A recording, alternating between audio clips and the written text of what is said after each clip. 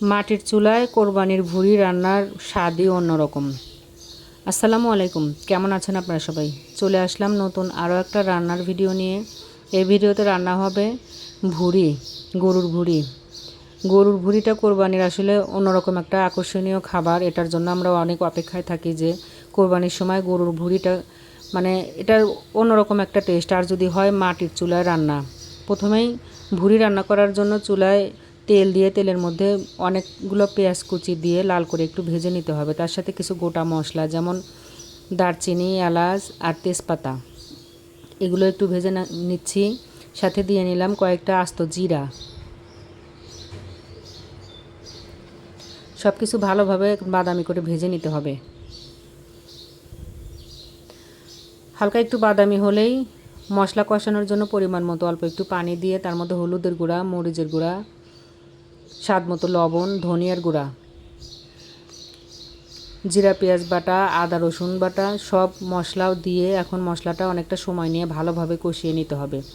ভুঁড়ি তো এমনিতেও জ্বালিয়ে জ্বালিয়ে খেলে অনেক মজা লাগে, তারপরে যদি হয় খড়ির চুলায় রান্না,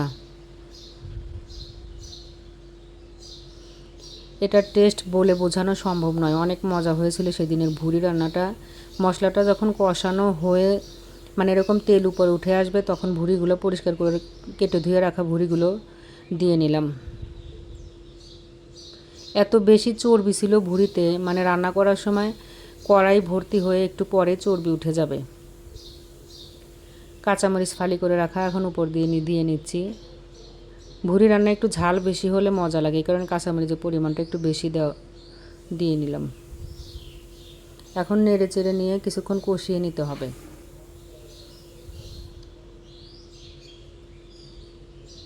কষাতে কষাতেই ভুঁড়ি থেকে এত পরিমাণে তেল উঠে আসবে যে ঝোল হয়ে যাবে। ঝোল আর দেওয়ার প্রয়োজনই নাই।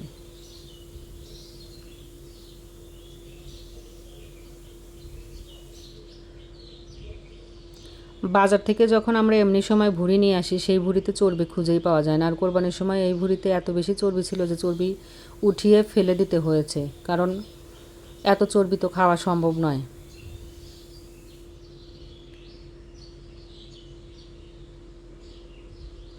অনেকক্ষণ নেড়ে চেড়ে নিয়ে যখন একদম তেল ছেড়ে দিয়েছে, উপরে উঠে আসছে অনেকগুলো তেল, তখন একটু চর্বি আমরা ফেলে দিয়েছিলাম উপর থেকে উঠিয়ে। অনেক বেশি চর্বি হয়েছিল।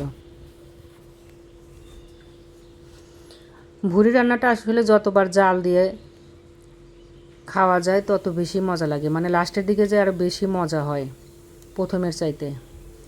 ঝোলের পানি অল্প করে দিয়ে নিলাম।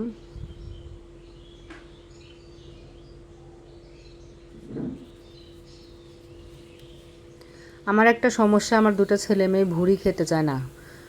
দুই একবার রিকোয়েস্ট করলে মুখে দিয়ে দেখে, কিন্তু ওরা যে অনেক ভালোবেসে খাওয়া কিংবা অনেকগুলো করে একসাথে খাওয়া তা খেতে চায় না। অল্প একটু রিকোয়েস্ট করলে অল্প একটু মুখে দিয়ে দেখে, ওরা একদমই ভুঁড়ি পছন্দ করে না। আমি ওদেরকেই দেখলাম যে ভুঁড়ি খেতে চায় না।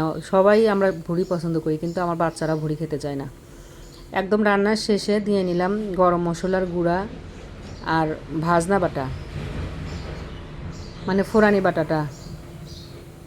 ফোড়ানি বাটার মধ্যে জিরা ভাজা আর পেঁয়াজ বেরেস্তা ভাজা হলেই ফোড়ানি বাটা হয়ে যায়। গরম মশলার গুঁড়া, আস্ত গরম মশলাও কিছু দেওয়া হয়েছে, আবার গরম মশলার গুঁড়াও কিছু দিয়ে নিলাম।